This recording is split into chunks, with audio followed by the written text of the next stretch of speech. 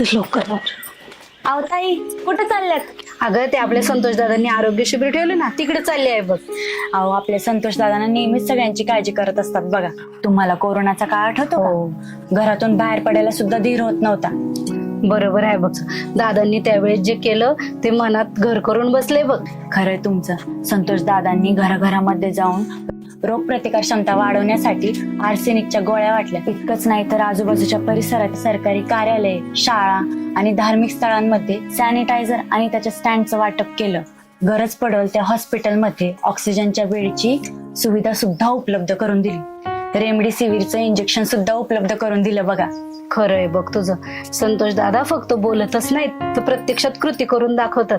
खरं तर त्यांनीच गावाचं आरोग्य जपलंय.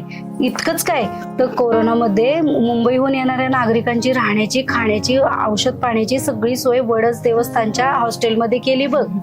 म्हणूनच तर लोक म्हणतात संतोष दादा यांनी समाजातील प्रत्येक माणसाला साथ दिली आणि आता त्यांच्या येणाऱ्या काळात आपण संतोष दादा यांना साथ द्यायची. आपल्या वाईट वेळेत धावून येणारे आपले फक्त संतोष दादाच आहे बघ.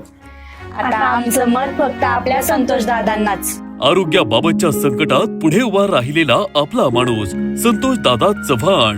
म्हणूनच धनुष्यबाण चिन्हासमोरील बटन दाबा आणि संतोष दादा चव्हाण यांना प्रचंड बहुमताने विजयी करा.